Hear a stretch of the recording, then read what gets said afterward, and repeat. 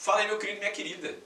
Primeira questão da sua provinha aqui, estou fazendo claro, né, o caderno tipo 1, mas a primeira questão da sua prova da UEG que você fez era essa questão teórica aqui de calibração de termômetros, falando sobre ponto triplo e tudo mais.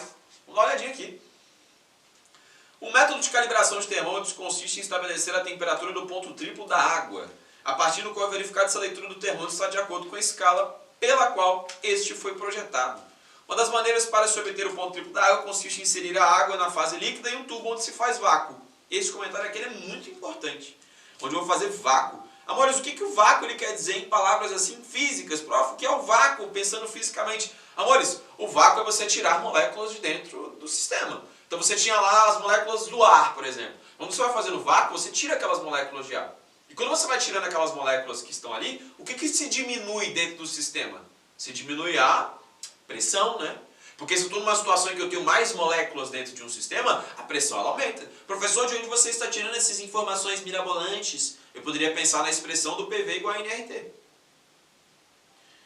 Vamos isolar pressão e número de moléculas é igual a RT sobre V. O que eu acabei de fazer? Eu estou comparando pressão e número de moléculas. Na física, amores, todas as vezes que duas grandezas elas estão dividindo, elas são diretamente proporcionais.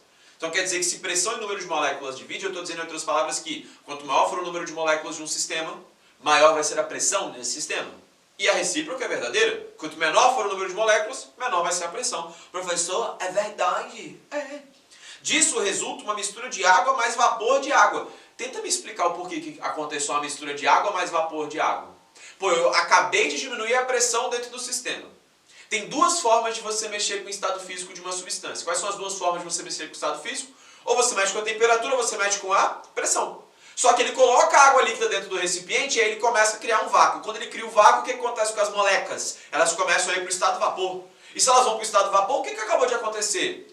Eu acabei de ir para um estado menos agregado. Eu gostaria que você lembrasse, uma ordem muito bacana de nós lembrarmos aqui é a seguinte, né? Essa daqui eu sei que você domina. Essa daqui eu sei que você acha que é fácil.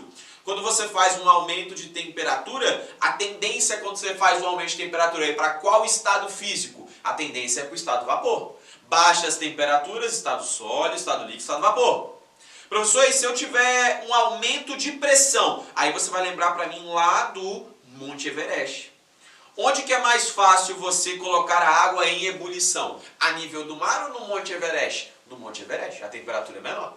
E por que a temperatura no Monte Everest é menor? Porque lá no Monte Everest você tem menos pressão. E quanto menor for a sua pressão, maior a chance da coisa estar agregada. É claro que a água ela tem um comportamento anômalo, então a gente pode dizer que a água, quando você aumenta a pressão para cima dela, ela tende a ir para o estado líquido, mas para uma substância comum, de comportamento normal, baixas pressões representam o estado vapor, estado gasoso. Porque baixa pressão, eu estou forçando pouco essas moléculas a ficarem agregadas.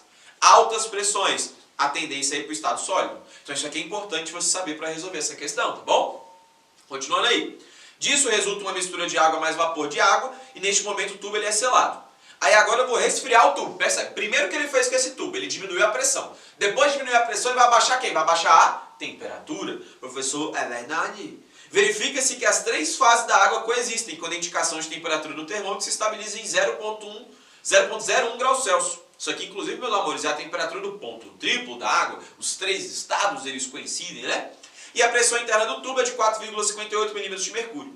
Dessa maneira, verifica-se que a mistura água-vapor é formada uma vez que o vácuo realizado no tubo aumenta a temperatura. Isso aqui é uma conversa mole, porque esse vácuo não mexe com a temperatura. Esse vácuo mexe com o quê? Com a pressão. A pressão que é alterada quando eu formo um vácuo. B.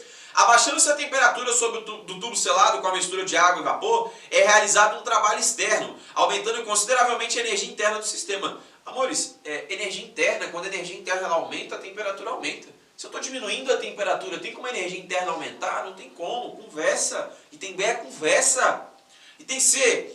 Aumentando-se a temperatura do tubo selado com a mistura de água mais vapor, é realizado o trabalho externo, aumentando consideravelmente a energia interna e consideravelmente a pressão interna no tubo. Disso resulta a mudança da fase da água da parte líquida para a fase sólida, que é o gelo.